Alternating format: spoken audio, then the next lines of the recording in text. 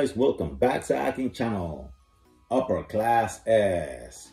At ngayong araw na to, meron tayong Star Wars Ewoks from Kotobukiya, Battle of the Endor. The Little Rebels from Kotobukiya statue. Ganda. Hindi ko alam kung scale na to, pero maliliit lang sila compare dun sa mga statue ko na nabili dati. At gustong gusto ko to kasi super cute nila. At iba yung kulay niya is vibrant. Kasi yung naalala ko nung pinapanood ko yung mga Ewoks is yung movie is parang dark. Hindi ganito yung dating nila. Which is nagagandahan ako ng sobra dito. Ayan. Hindi ko alam yung mga pangalan nila, pero yung mga suit nila, damit, iba-iba. Stig. Tsaka colorful yung kulay. Ang medyo hindi ako masyado nagagandahan yung kulay nung yung grass tsaka yung mga stone. Kulang sa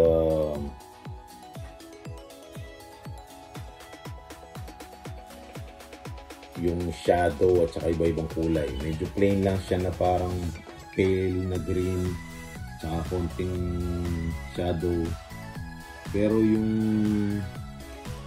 pagka sculpt niya is maganda. Madami siyang liit dito, pero sa gitna medyo plain. Yun lang yung nakita ko na hindi maganda. At saka yung pagkakulay ng mga kahoy, na-chop na tree. Pero yung nagustuhan ko talaga yung mga kulay ng mga Ewoks tsaka tong maliit na robo na Star Wars na to, yung kalaban nila. Yan. Nabili ko to ng $80. 4,400 pesos. Ang price range niya is, yung retail price niya is $205, which is 11,000 pesos. Yan. Nakuha ko siya ng more than sa half price. Dahil siya mura, may namit ako na local. Dahil ayaw na niya, binibenta niya ng 100 plus. Tapos, nakuha ko ng good deal. Ang problema lang, wala siyang box. Pero meron siyang art print. Saka hindi ko alam kung ilan yung ginawang pieces nito. Kasi dito sa figure wala siyang number. Tsaka ito wala siyang number. Yan, ganda. Extra. Okay naman. Hindi naman ako masyadong dun sa box. Dahil kung bibilin ko rin naman yung bago is bubuksan ko naman. Tsaka di-display. Hindi kamukha ng mga iba na gusto ko minsan hindi ko sila binubuksan. Nasa box lang sila. Pero ito dahil gustong gusto ko siya. At sakto wala naman siyang box. More than half price siya. Kinuha ko na siya. Kaya yun. Swerte naman. Yan. Ganda nyo. Yung maliliit nilang mga weapons. Tsaka ito, po-flow ko siya sa meron pa nakatago dito. Ganda. Cute. Tapat siya. Yan.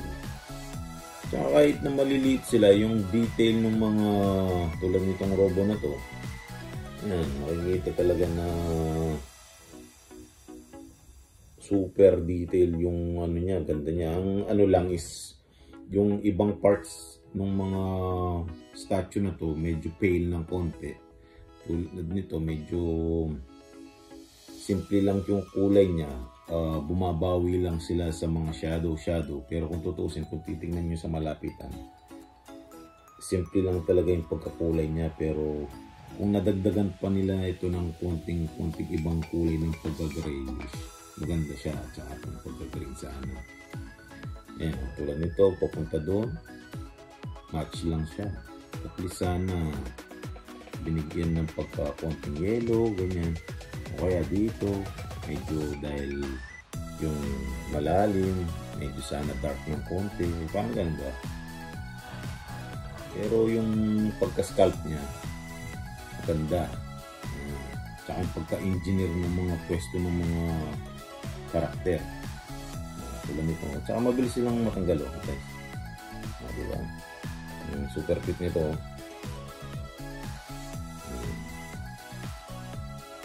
Yan. Mabilis lang silang matanggal. Diba? Ganda Yan. So, para makita nyo sila malapitan. Yan. Ayan Hindi ko alam yung mga pangalan nila pero Ewoks. Ganda nito Ito pa. Para makita nyo lahat yung mga karakter ng mga Ewoks. Hindi ko alam kung ito na bala sila o meron pa. Ganda nito. Tapos itong isa, umilipad siya. Diba? Itong isa. Diba? Tapos, itong ating ito yung bata. Ayan Yan. Tapos, ito naman. Diba? Ganda. Stig. Itong logo. Ito yung sinasabi ko. Yan Yan. Yun. Bigyan ko kayo ng huling 360.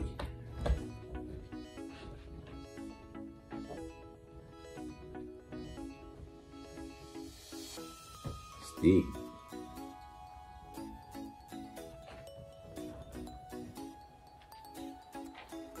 Yan. Ang paborito ko dito, yung baby, maganda siya. Super cute, nagtatago siya. Pero yung pinaka-stig na pose, I think itong nagpapana. Tsaka yung mga lumilipad. Maganda.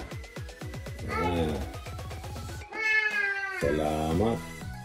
At kung nagustuhan niyo itong video na to, please like and subscribe. Upper Class S. And comment down below. Peace.